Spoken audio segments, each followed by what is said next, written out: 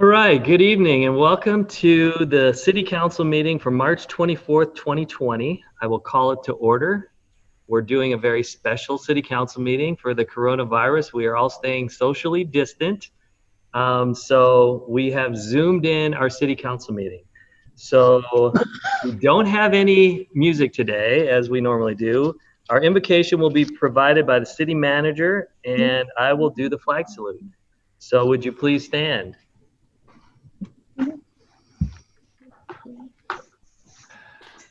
Dear Heavenly Father, Lord, we come to you today with a heavy heart on this global pandemic. We trust you. We know you have your hand in this disaster. Lord, we pray for those that are afflicted by this. We pray for the hospitals and the first responders and the caregivers, our county health professionals, Lord, as they're on the front line. We ask for their protection. We pray for local governments and county governments and state governments and federal government. We pray for wisdom, that we're making good decisions, and that we know and we hold fast to your promise that we will get through this and we will be stronger, and Temecula will thrive and be stronger. And we pray for the people of Temecula, Lord, and the leaders in Temecula. And we ask your blessings on this meeting this evening and our leaders, our city council, and all of our city staff and first responders, Lord. I lift them up and keep them out of harm's way. In Jesus' name, amen. All right, will you repeat after me? Ready, begin. I pledge allegiance to the flag of the United States of America and to the to the republic for which it stands, stands, one nation, under God, indivisible, with liberty and justice for all. All righty. Madam City Clerk, could I please have a roll call? Yes, Mr. Mayor. Councilmember Edwards. I'm upstairs. Councilmember Nagar. Here. Councilmember Ron. Here. Councilmember Schwank. Here. Mayor Stewart. Here. Okay, today we have two presentations. The first one will be by Riverside County Health Department, and the second one will be by the Temecula Valley Hospital. So first we will hear from, do we have any? No, forget it. I'm a little confused right now. Okay, Riverside County Health, please go ahead. Good evening. My name is Jose Arbayo. I'm the spokesman for the Riverside County Department of Public Health. I have a very brief presentation and we'll make it available for questions. I think many questions will probably be asked. At Public Health, we are tracking cases. At this point, countywide, we have 59 cases. Throughout the county, we have 6 deaths. All of the deaths have occurred in Coachella Valley. As we started weeks ago, the majority of the cases were in the Coachella Valley, but just as we have expected, the cases have begun to stretch into the western part of the county, from Riverside, western area, and now down into Southwest, which includes Temecula, Murrieta, Lake Elsinore, Wildomar, Murrieta, Menifee. And so at this point, we are continuing to expect an increase in cases countywide as our testing continues to grow. As many of you know, we have started community testing at the Lake Elsinore Storm Stadium. Just this weekend, we had more than 400 people tested. We had another day today. I think we actually hit 300 today using the online and the 800 number for those that set appointments. As we continue to track cases and illness, we are expecting what we are calling a medical surge.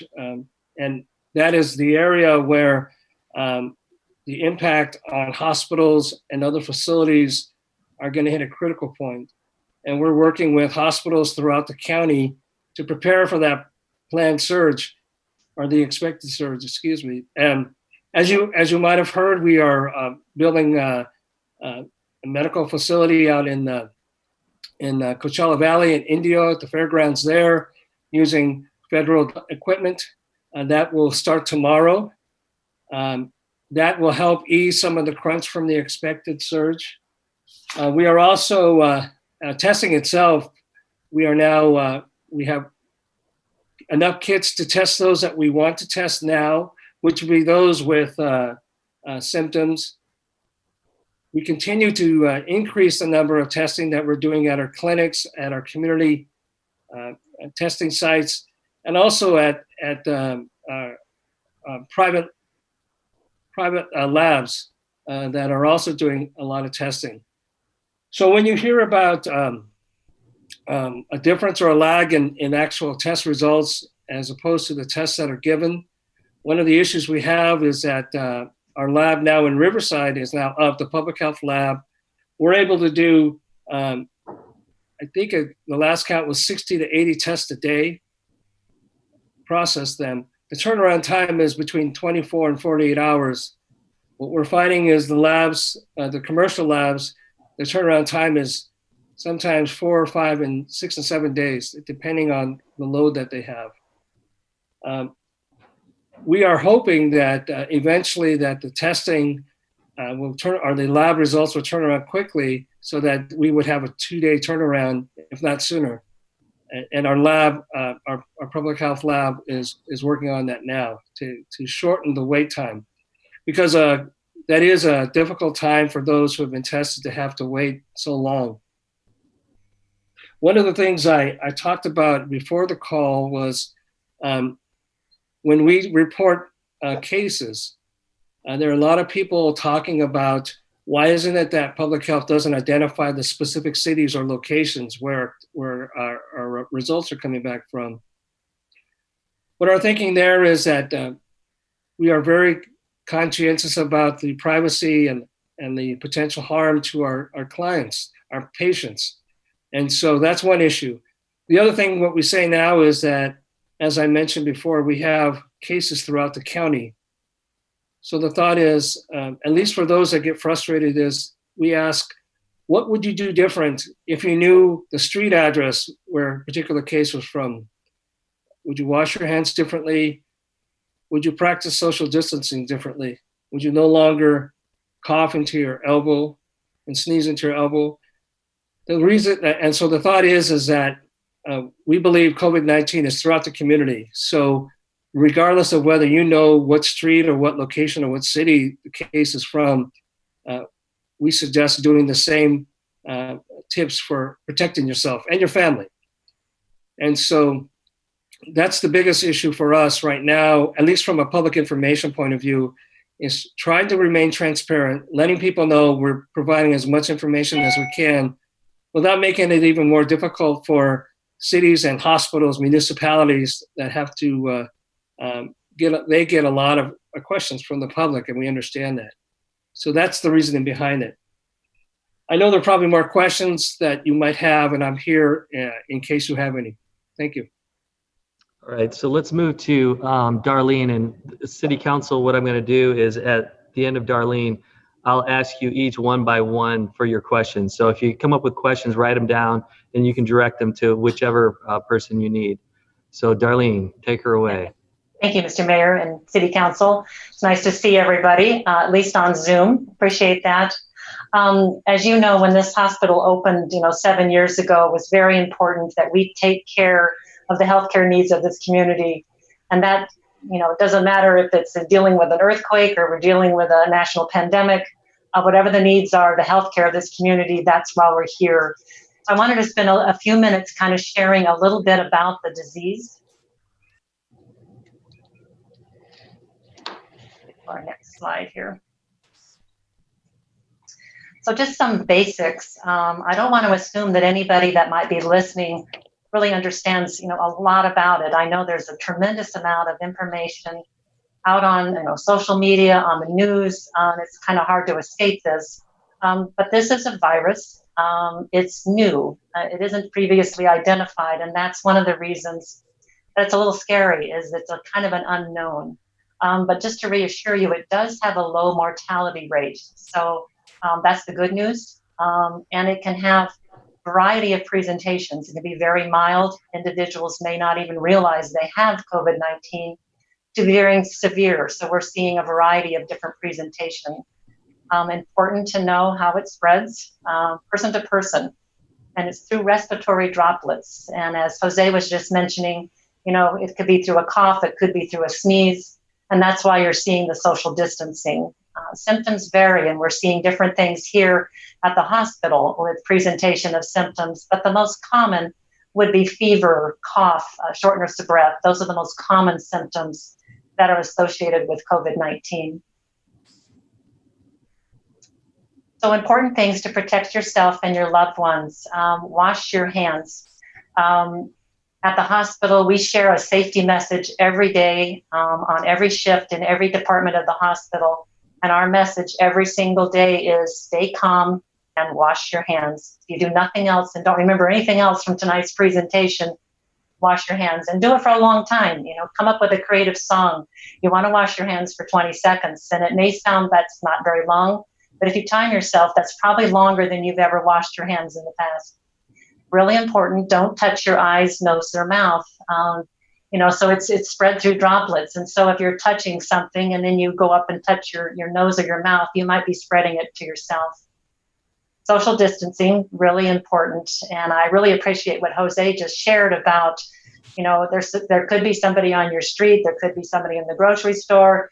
And that's why we have social distancing. It is everywhere in every community. So you need to protect yourself and protect your loved ones. Important to clean and disinfect frequently touched objects for the same reason. This is living for about 12 hours on objects. So if someone else has touched that, it's important to continue to wipe things down.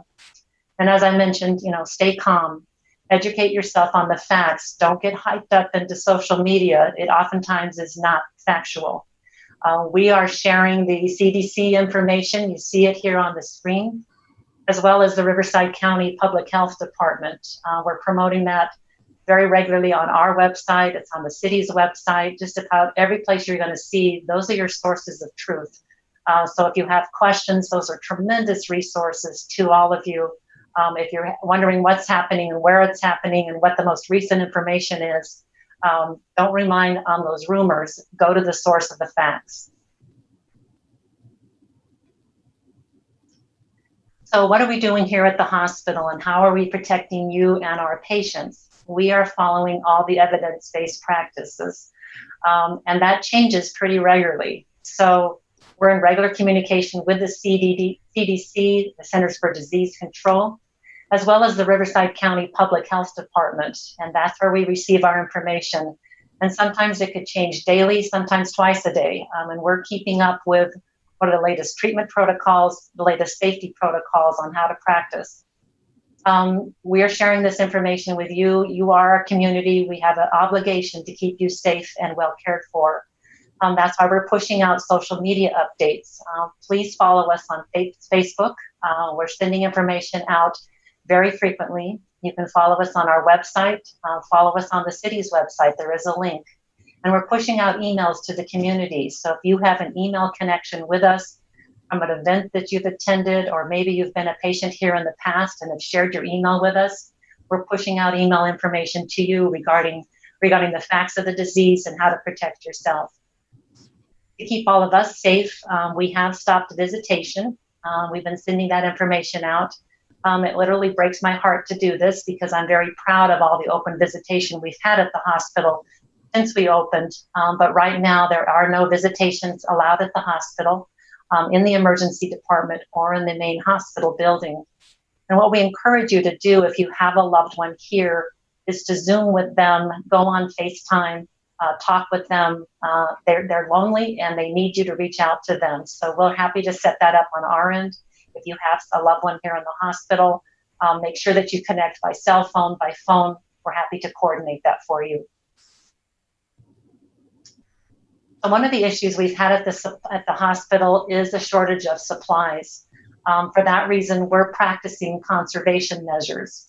And what I mean by that is we're very careful about all the protective equipment that we have in the hospital and how we're utilizing it. We're literally doing inventory multiple times during the day to make sure we have adequate supplies to keep our our staff safe, keep our physicians safe. And that's one of the reasons that yesterday we pushed out a press release in combination with the city of Temecula on the website of items that we're in need of. We have reached out and applied for many different sources of supplies. The national stockpile has not provided any supplies to the hospital as of yet, and we are hopeful that we will receive those supplies. So right now we're operating on very limited inventory. Be assured we have the supplies that we need right now, but we need to prepare for the surge that Jose mentioned earlier this evening. So we've got a number up on the screen. If you would like to donate supplies, or you are a business that has supplies, there's a phone number to call, and we'll make arrangements to either pick up the supplies from you or make arrangements for you to deliver them to the hospital. We ask that you not just show up with the supplies, because we've got to make sure that we have the arrangements to receive those. And the list of the supplies that are in need are personal protective equipment, predominantly things like masks and gloves, cleaning equipment. All of these supplies are listed out on the City of Temecula's website. So as I mentioned, we huddle a lot here at the hospital, doing safety huddles to keep the communication up with our physicians, with all of our care providers, all of the first responders. We're meeting several times a day to make sure everyone is safe and we have the information that we need. We are on a disaster command. We have an incident command center that's running 24 hours a day, where we're constantly updating on what needs to be taken care of for our patients. To do that, we have segregated our patients. And so in the emergency room, we have two different areas. One area is for individuals who present with symptoms of COVID. We don't know whether they have it or not, but they might be at high risk. They've either traveled to another area internationally, they've been on a cruise, those types of risk factors. They may have symptoms of the flu, a high fever, a cough, shortness of breath. Those individuals are segregated and treated in a separate area of the emergency department. Individuals who are presenting with, bumps and bruises, a stroke, a heart attack, other things that we take care of, are in a completely separate area away from those who may be infected. We're doing the same thing inside the hospital. So we have specific areas in the hospital where we're treating individuals who have either tested positive or at high risk, and we're waiting for those results, because as Jose shared, it may take us several days to get those results. And we keep those patients separate from the rest of the patients in the hospital. So that's important to keep everyone safe here. So I just wanted to share this in closing. I thought this was really appropriate from Mr. Rogers, and I think it really speaks well to the community. The outpour of support for our hospital has been tremendous. We've started to receive donations, which we appreciate.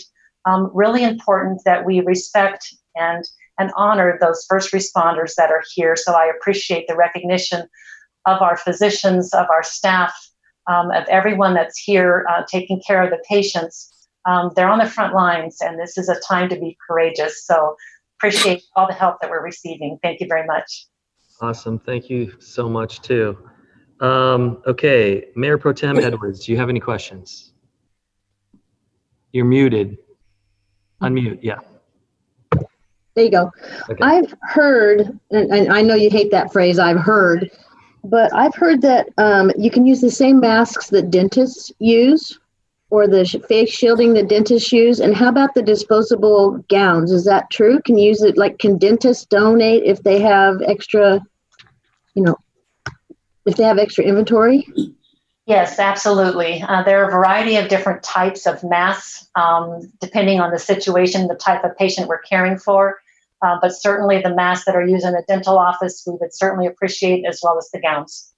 And then I've also heard that respirators are the same as the kind that commercial painters use, or construction workers who are dealing with hazmat, and that they're available at, not necessarily hardware stores, but at equipment supplies, or maybe even at Home Depot or others. Do you know anything about that? Is that true? Because what I'm thinking is, if it's true and we can use them, people will go and buy them and donate them.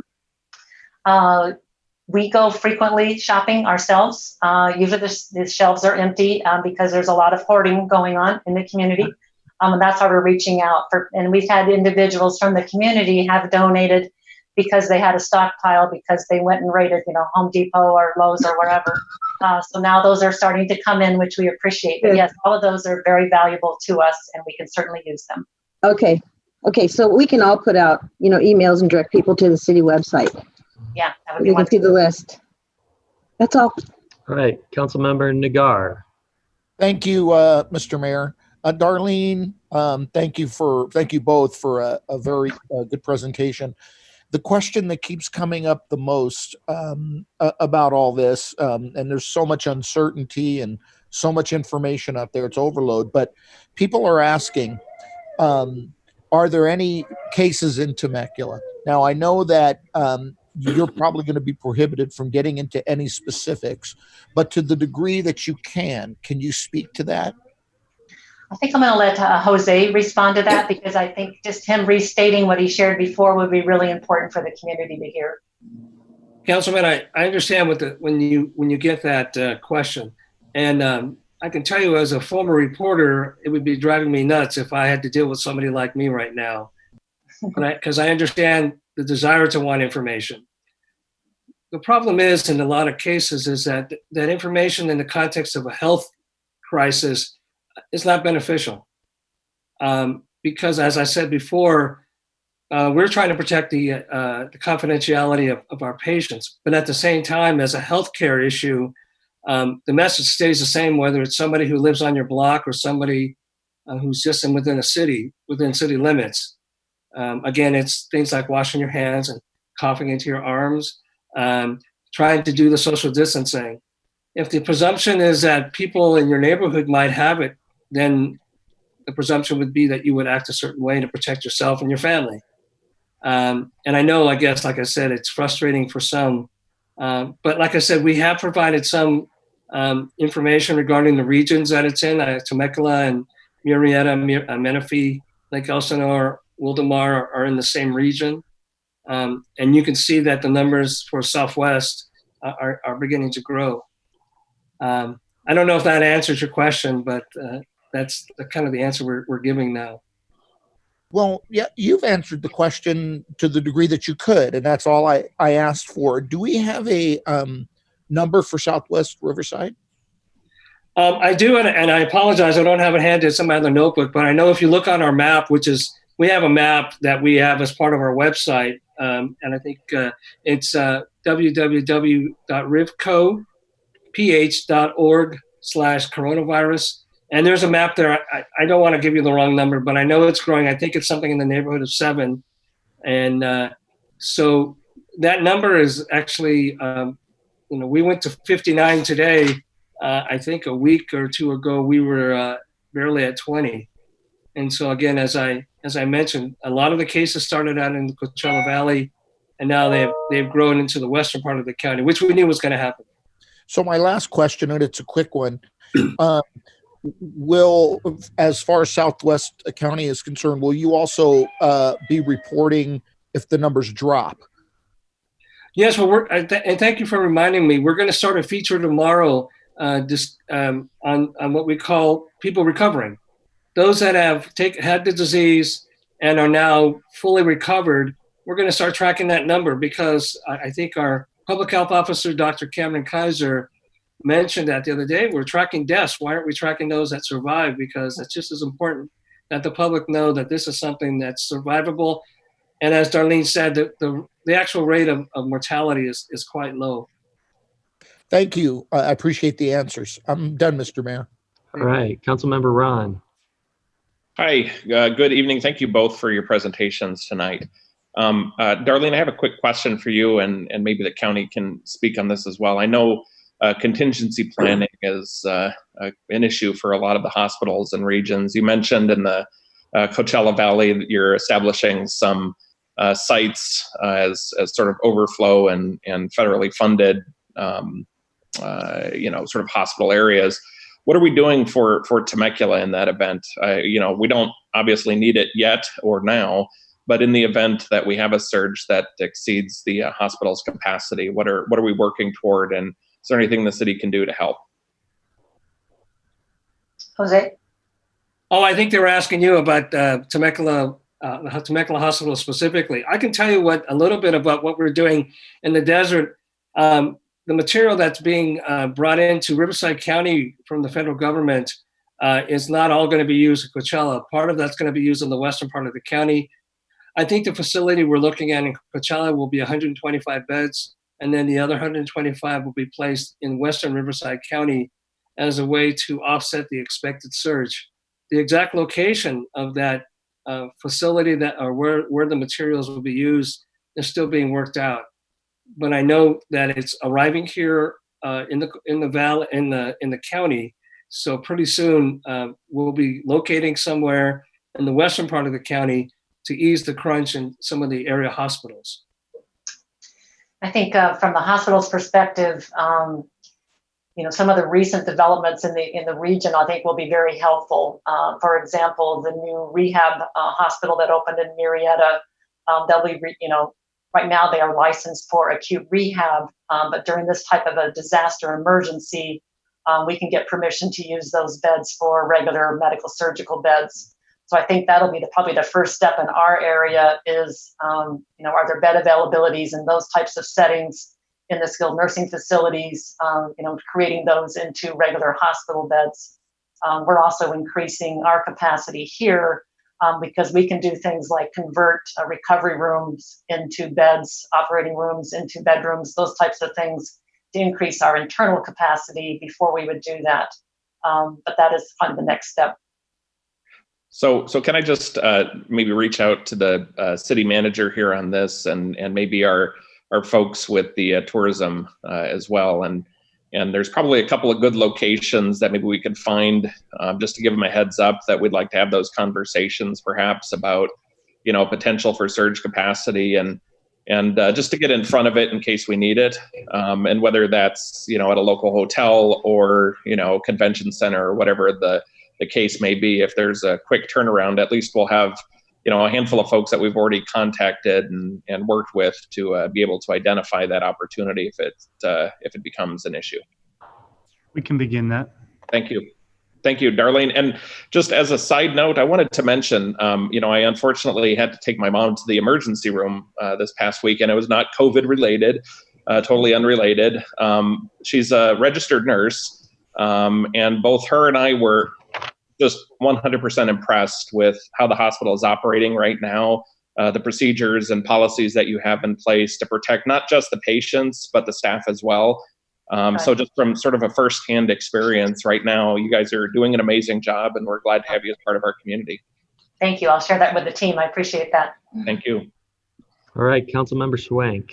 Yeah, yes, thank you, Mr. Mayor. Darlene and Jose, I really appreciate the presentation tonight. A quick question. If someone were to want to get tested that wasn't showing any symptoms, are they even, is that something that's possible? I had a few people reach out and say, well, what would I do if, what are some of the options for people living in Temecula?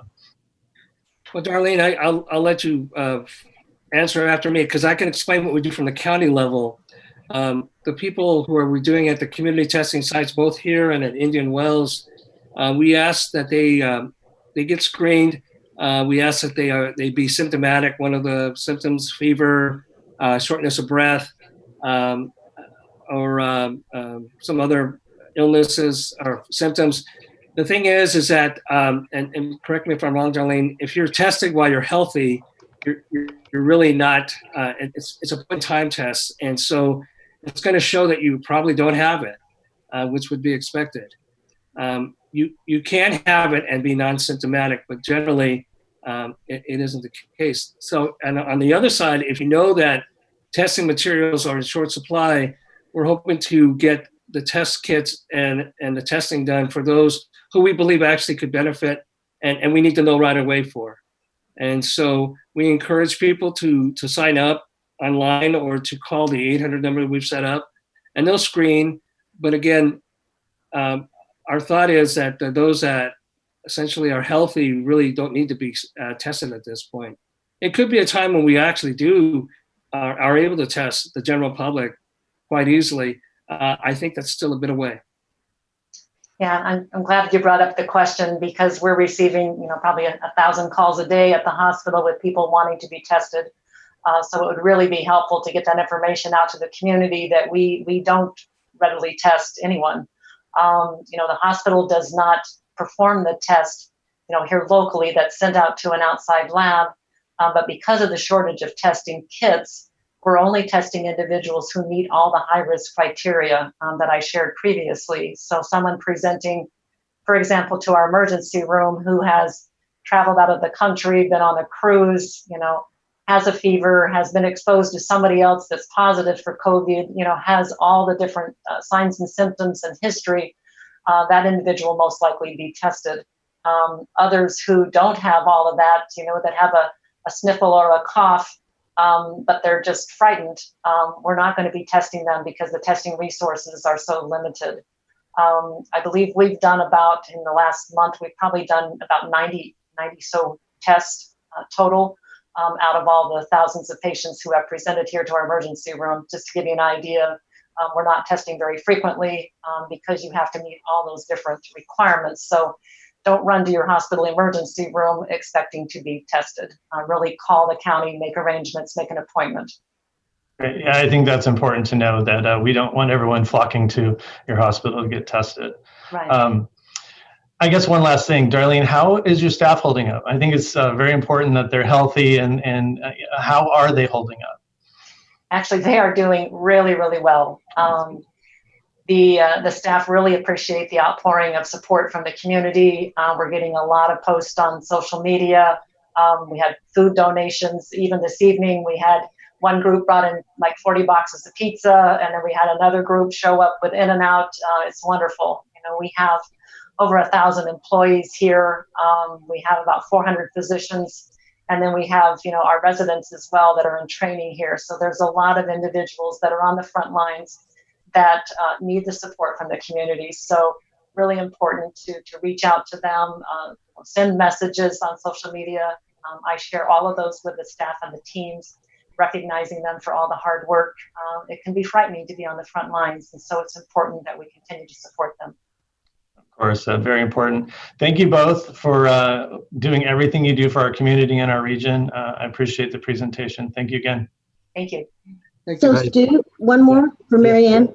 Go ahead. So Darlene, I've gotten a number of emails from Rotary Club of Temecula and other organizations. Wilson Creek Winery has put together like an action team, and they're all asking, what can we do? What can we do? And it's difficult when we can't gather in groups and, we're supposed to stay at home. But so you just gave us an idea about, providing pizza and things like that to the hospital. What else can some of these groups do to help?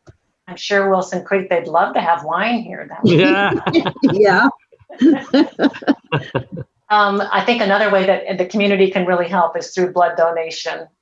Because of the fear of going out, a lot of the blood donation centers were closed throughout the country. Thousands and thousands of people stopped donating blood, and so now there's a severe blood shortage, which is going to impact all of us. And so today we hosted a blood drive at the hospital. Our wonderful mayor, Stu, came and was one of the individuals who donated blood today at the hospital.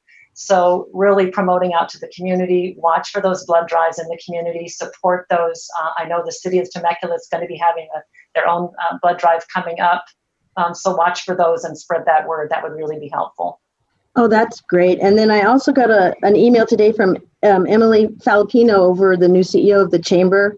And she said the Chamber is becoming a hub for local businesses to provide, and she said anyone, you don't have to be a Chamber member. So it's individuals and businesses for support and resources. And I don't know if you touch base with the Chamber, I'm sure that they'll be able to do something for the hospital with as many members as they have. So that might be a great resource for you too.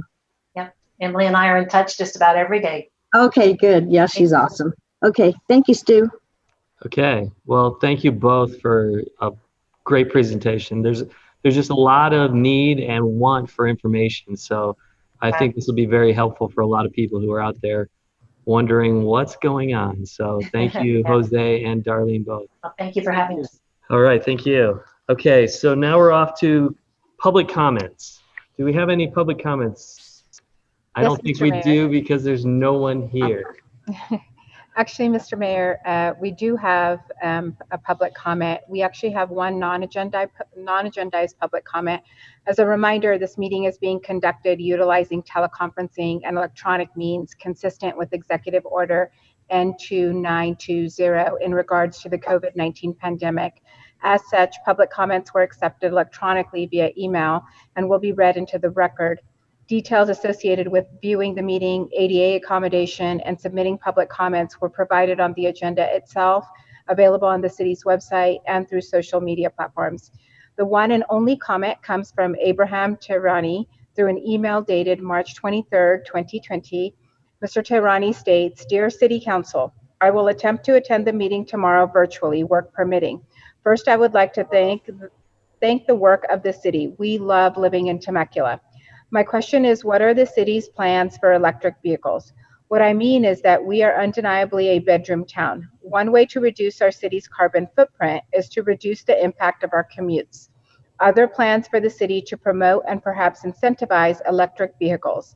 Are there plans to update the city code to have public charging recommendations for corporate lots, such as every parking lot should have X number of electric vehicle charging spots?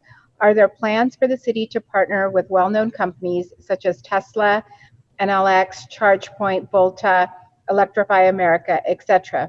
Especially for tourism, as more and more people will be staying over the weekend, having the infrastructure for them to charge will be needed.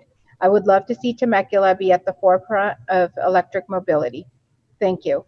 Mr. Mayor, that concludes public comments. That particular public comment was forwarded to relevant staff members yesterday as well. All right, thank you very much. So we're off to City Council reports. So again, I'll call you out one at a time. Mayor Pro Tem Edwards. Yes, I just want to elaborate on what Emily Falapino sent me today about the chamber. She said that they are a central hub for information and resources for all, and she put emphasis on all, individuals, employees, employers, regardless of whether or not they are members of the chamber. They are the central site for workforce development and layoff resources for employers and employees. Shop lock experts with resources near any for almost any need, and they're collaborating closely with the Department of EDD, Employment Development, the Small Business Development Center, the city, of course, and Visit Temecula Valley. So you can go to the Chamber's Facebook page, or you can log onto the website, and that would be temecula.org for the Chamber. And they are wonderful partners with the city and have really stepped up during this pandemic. So we appreciate everything that Emily and the Chamber Board and Chamber members are doing. Awesome, thank you. Councilmember Nagar. Thank you, Mr. Mayor. Just a quick comment and a quick observation. Prior to this pandemic, our citizens, our community, our businesses, Pechanga, city staff, city council, and just about every sector in our community has a strong bond and has built up quite a bit of equity. I just want to tell everybody that that equity of togetherness and that bond is for such a time just like this. And I wanted to compliment everybody because our community has risen to the occasion in every sector and is not stopping. Take courage, all. We'll be fine. And we're going to get through this, and we're going to get through it with aplomb. Thank you, Mr. Mayor. Thank you. Councilmember Ron. Well, thank you. Couple of quick things. One, just as an update, we had held a settlement meeting with the folks on the Altair project. Both myself and Councilmember Nagar attended that. We can't talk anything about specifics, but just wanted to update. And the reason I bring that up is because there's been a lot of conversation about essential services and things right now. And, construction development and so forth is still considered one of those. And so we've had a lot of concern from, that part of the sector of our community. But we are, still business as usual, albeit virtual in a lot of respects. And so we all logged on, much like we're doing here today, to continue those conversations. I did have a few items I wanted to bring to attention, and just kind of maybe get some direction from, or to the city manager on a few items. He and I have already discussed this, but I wanted you all to be aware of it as well. One of the questions I had was what the role and legal authority the city council or the city has in basically freezing evictions from rentals and homes. I know this is being discussed in larger cities right now, and I know, Peter, you've opined a little bit on this, but basically talking that the city does have authority under the declaration of local emergency and its general police power to help suspend commercial and residential evictions. We're not at that point just yet, but if we could start having those conversations again, just as contingency, we're all very hopeful that things are going to turn around here very soon. But I think it's important that we don't wait to have those conversations and see what we can do now to put those programs in place. The second one was sort of a concern, I think, and I've heard from several of you on this, as well as staff and law enforcement, concerned about the lack of social distancing, throughout the city. It's certainly a challenge for all of us to kind of obey those suggestions. But we've also seen a lot of issues where folks are gathering, or even, my other concerns are with trespass on certain facilities and sites that are shut down right now, like golf courses and other community amenities.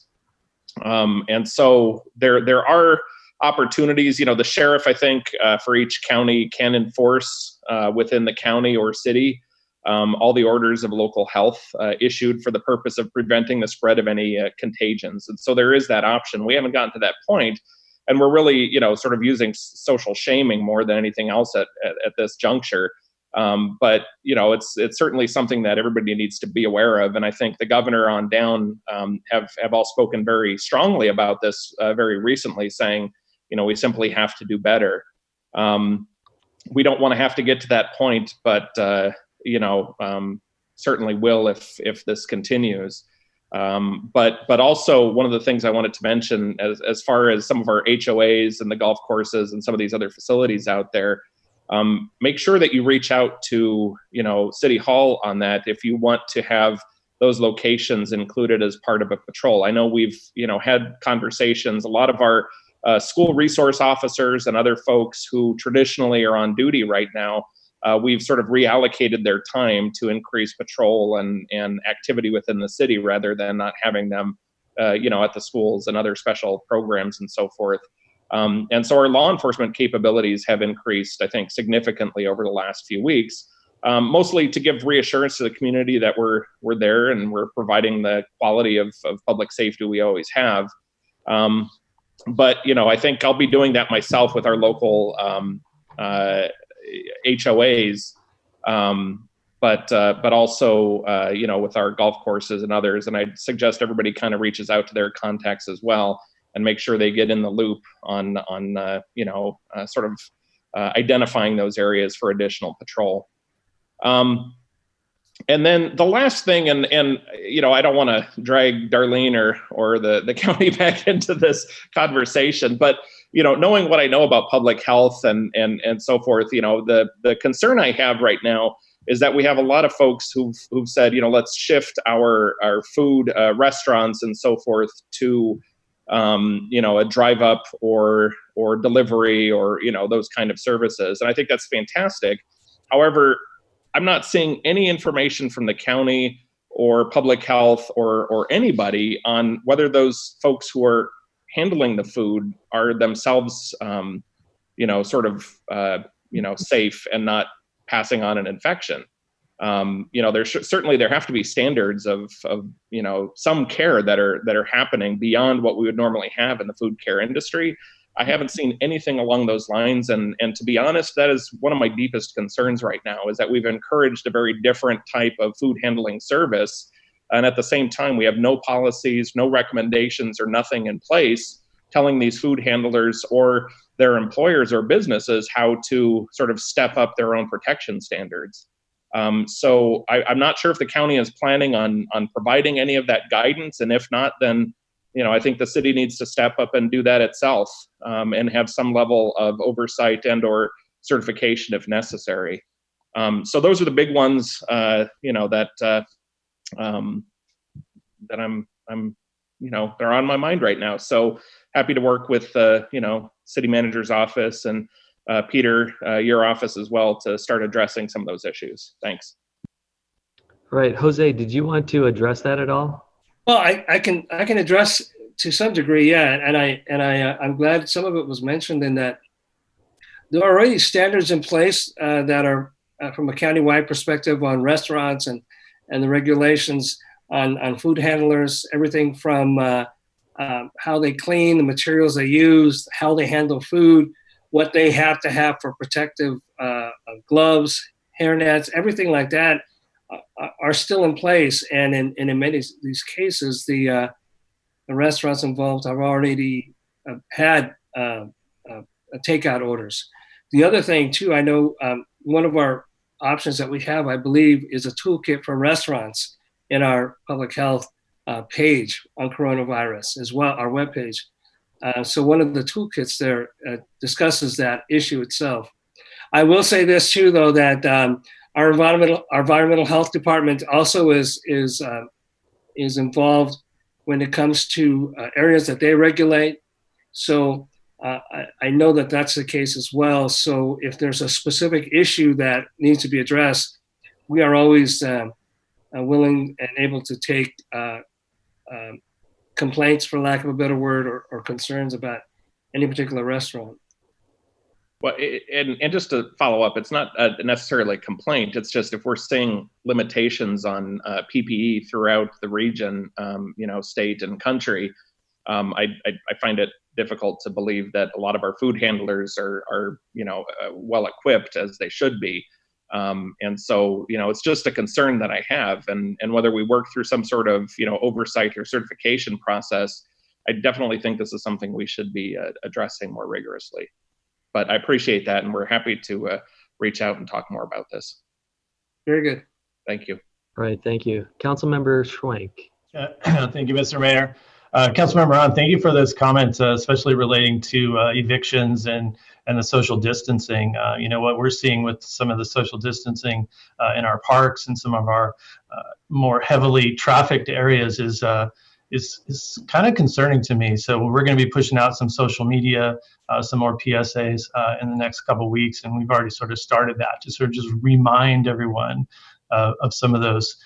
Stay with your family, get outside, and enjoy what we have to offer, because Temecula is beautiful and we've got lovely parks and open space, and we want you to enjoy them, but we want to be mindful of congregating and hanging out in large crowds. So I appreciate you bringing that up. I want to bring up a couple quick things, and I just really want to thank the council for the leadership that you all are showing right now. I missed everyone tonight at dinner. This is one of the things I enjoy about coming in here, is eating dinner with you all, and I think that bonds us in a way that we work very well together. Staff is doing a phenomenal job on very little sleep, so I want to thank them for the hard work that they're doing. It's a nonstop job for a lot of the folks here at City Hall that are working hard to protect our community. So I just want to, we know that, and I know a lot of the community knows that as well, but I really want staff to know that, much like we're caring for the hospital workers, we're certainly caring for staff and the work they're doing here. I think I want everyone to know that as a council and as Aaron and his exec team, they're doing everything we can to protect our community. I mean, that's the goal right now, right? Is to protect our community and put as quick of an end to this. Flatten the curve is the popular phrase right now that everyone's saying, and we really want to do that. And we're going to learn some lessons from this. I think part of something that I've taken away from this is how truly connected we are as a community, from our teachers to our healthcare workers to our grocery workers to our delivery drivers. We are truly a very well connected community, and we've come to rely on folks for our daily bread at this point, and very thankful for that. So while we're isolated, we are still together, and we built a system where we can stay connected, much like we're staying connected right here. Well, it might seem a little odd and whatnot, but we've certainly built a community that we can continue to stay connected. We will get through this. We will get through this together. I'm very confident of that. Temecula is a very special place. It is a shining light and will continue to shine. So I just want everyone to know that I love them, and I know everybody loves Temecula, and I'm just proud of everything we're doing. But we have much work to do, and this is serious business. So we need to take it seriously and get through this. So that's really all I have. Thank you. Thank you. Councilmember Nagar, you have another question. Yeah, I did. It wasn't really a question. It was kind of a follow-up to something Councilmember Ron said, and then had followed up by Councilmember Swank. Perhaps if there's a direction to look into the eviction issue, maybe we do a subcommittee, because that's I understand it completely, but it's a very broad issue. That's a sticky wicket. Right now, what I don't want to have a concern about is sort of plant that seed. Everybody is in a little bit of a panic mode. And that panic mode is, am I going to have a job? And it's very easy to say, I tell you what, I'm not going to pay my rent, even when you could. And the ramifications of that down the line could be catastrophic. For instance, in apartment buildings, those owners have mortgages to pay on their apartment buildings. Maintenance continues on those apartment buildings. Keeping them habitable continues. So we may put people who need those sources of revenue in a position where they can't pay their mortgages. So we cannot look at that issue unless we look at it in a very broad manner and look at mortgage relief as well.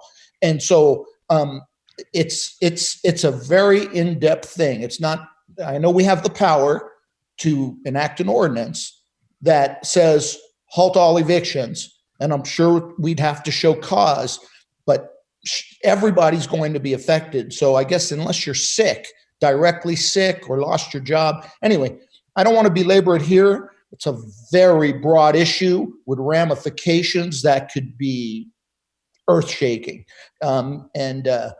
I think we're going to have to see something higher up from the feds in relation to mortgage relief, or we can trigger something catastrophic here. But anyway, my suggestion is, when we do look at it, and I'm not certain when we do, maybe it's 60 days from now if this thing's continuing, that we do it via subcommittee, and that we look at it in a very, very broad nature, bringing in the federal government and what they're doing and all the other aspects. Thank you, Mr. Mayor.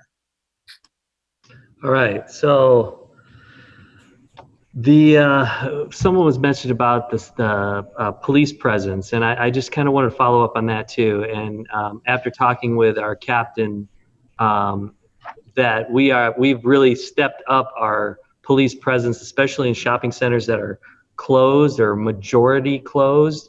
So and that's kind of just to protect those small businesses who really have no way of protecting their business at this point. So our police presence is actually very high right now because of the fact that we don't have a lot of activity happening out there.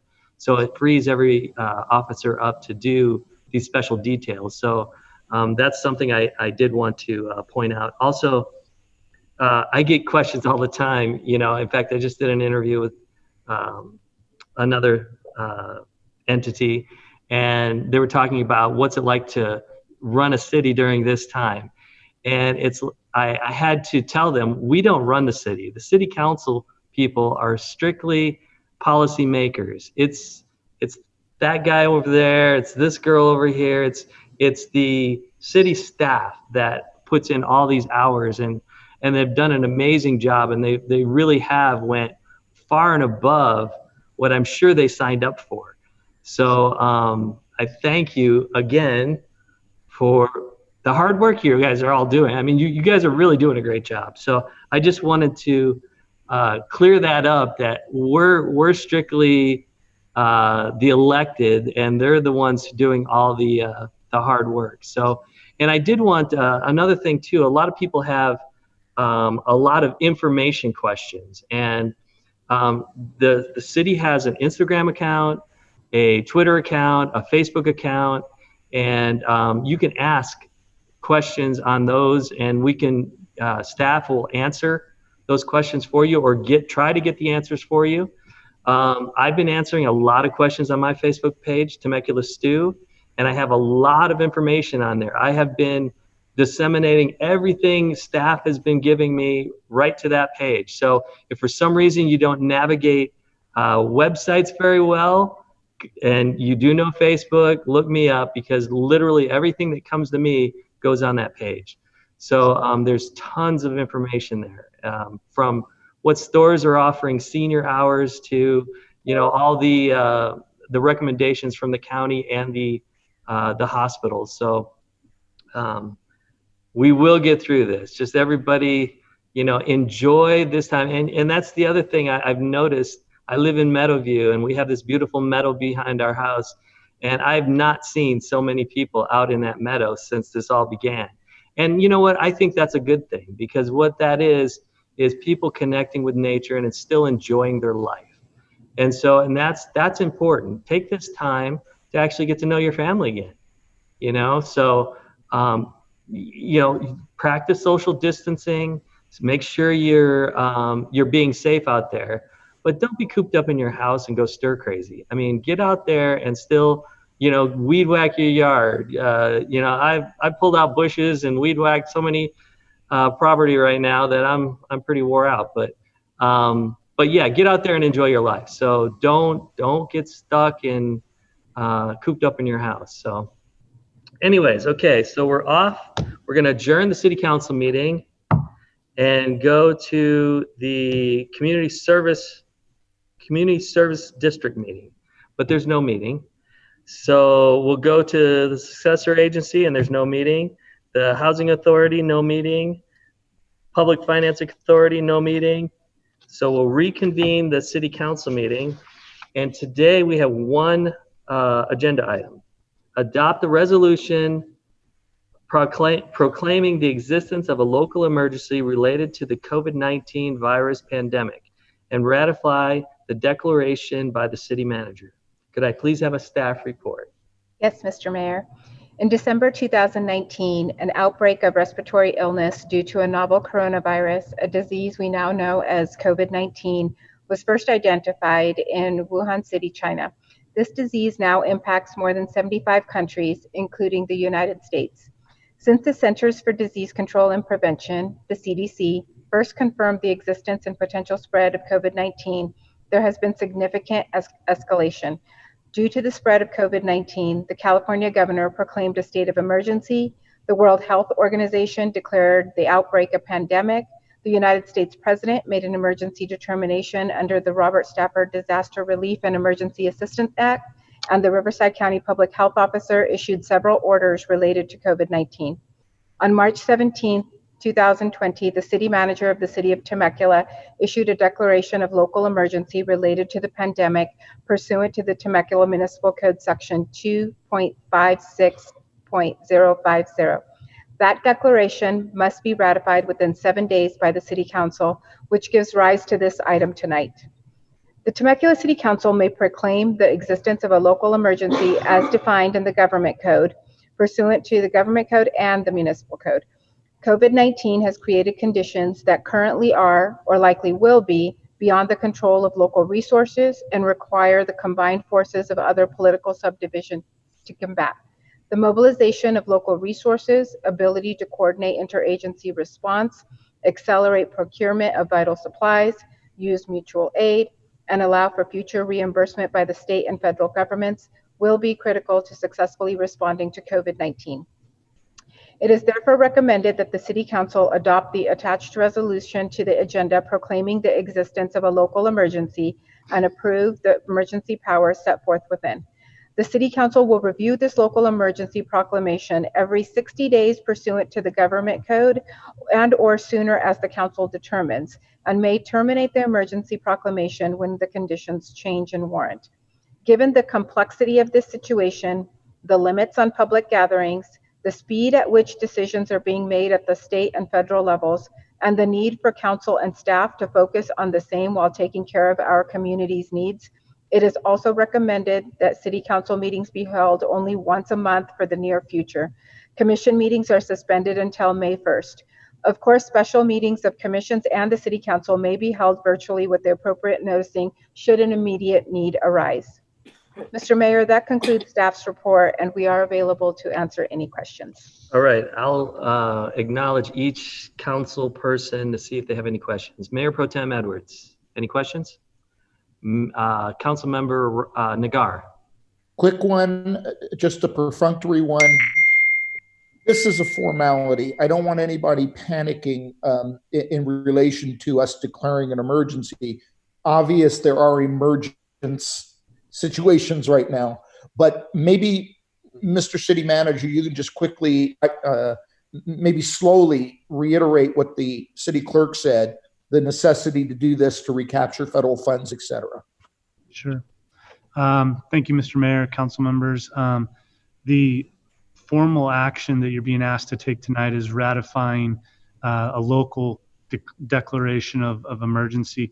One of the benefits of doing this is that the city of Temecula becomes eligible for seeking reimbursement through FEMA, through the state of California.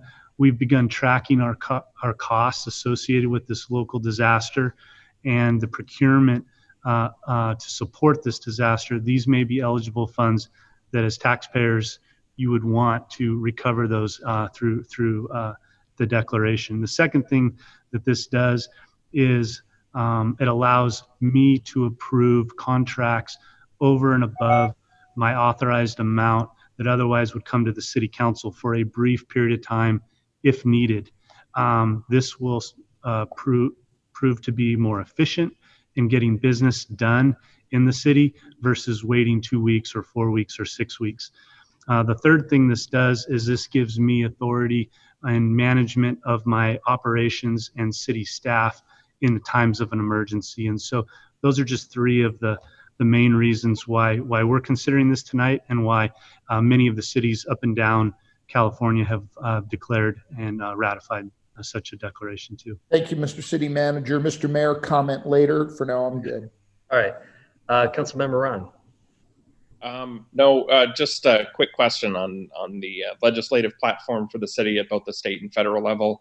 I know we've gone through our priorities and established those, but this needs to be our top priority now.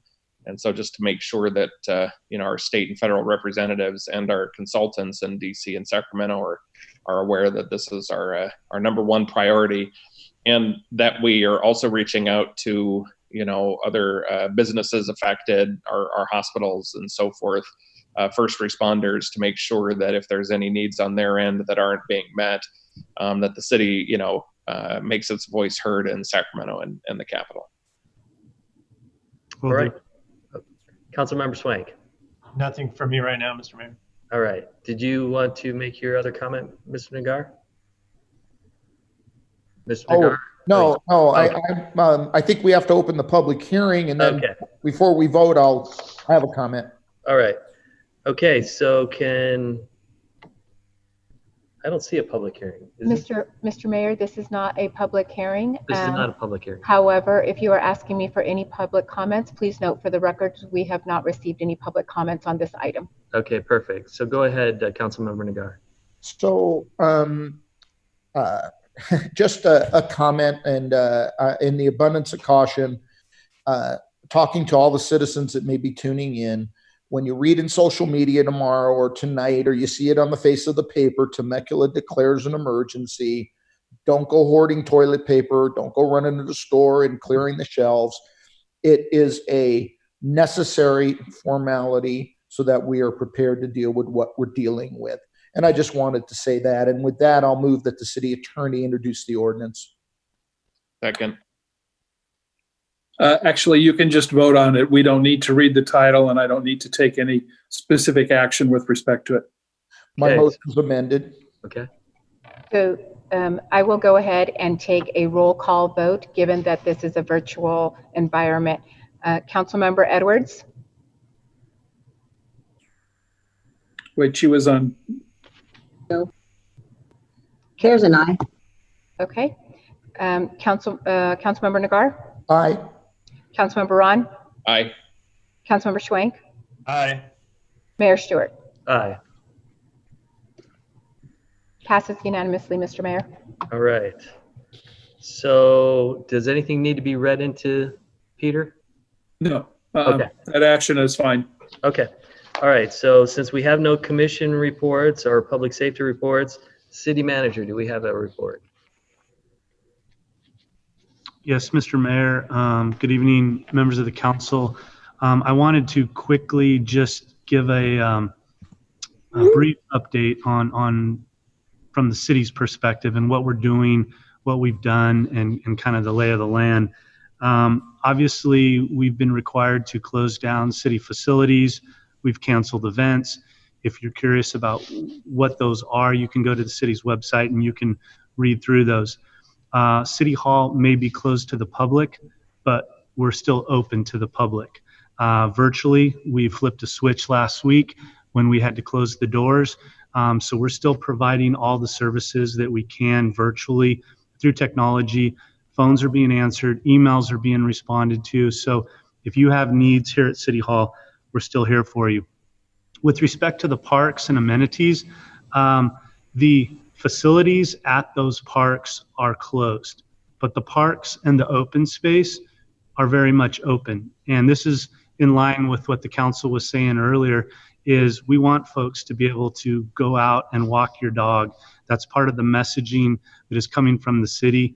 And folks are calling in and telling on their neighbor, no, you need to get out of your place.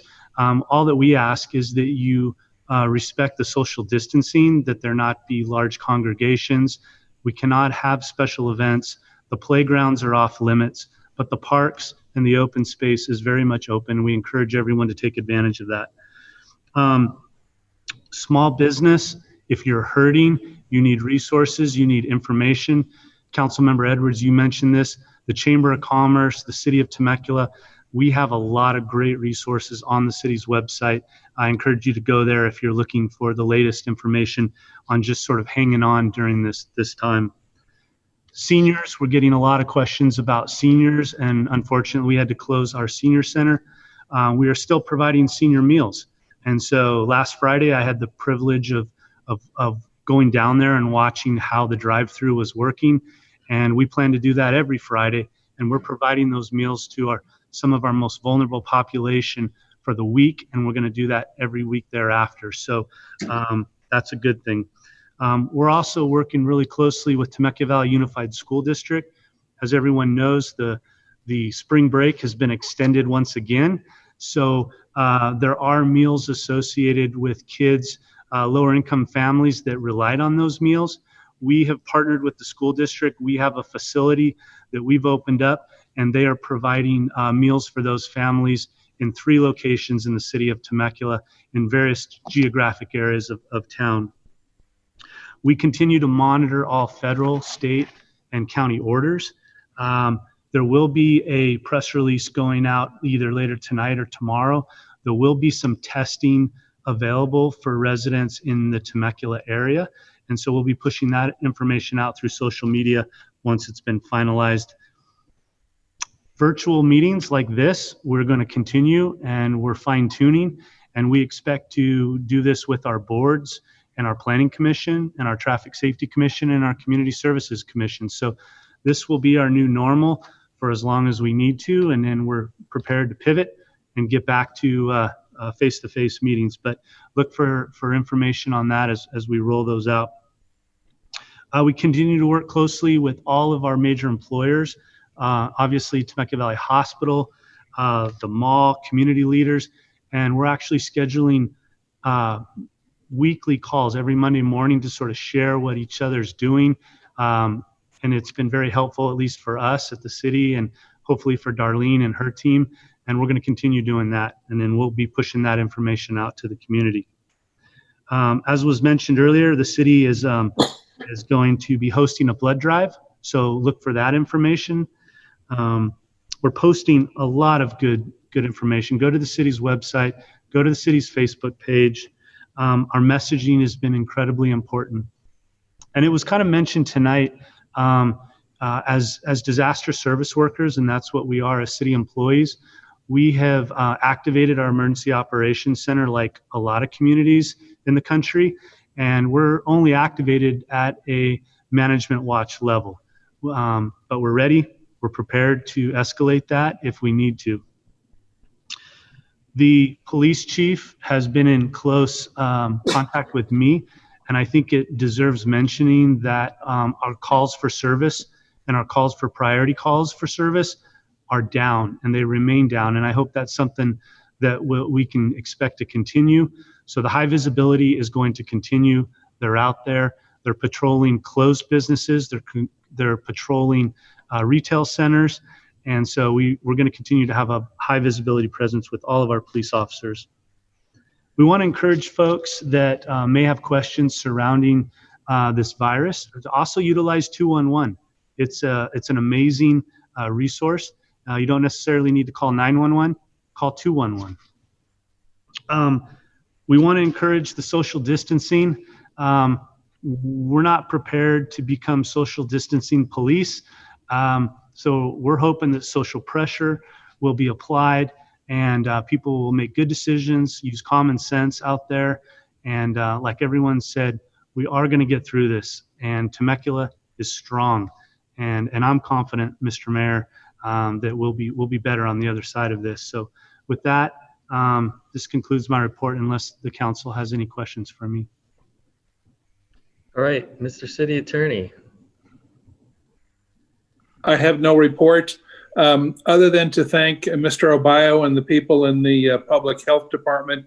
All of the city attorneys in the county have been struggling to review all of the orders, all of the state orders, and they have really done a phenomenal job in pulling together some frequently asked questions and some clarifications that has really been helpful. So our sincerest thanks to you guys. Fair enough. All right, well, that concludes our meeting. I just want to say, you know, we are a great community. We're a strong community. So just hang in there, guys. We will get through this together. So that concludes our meeting.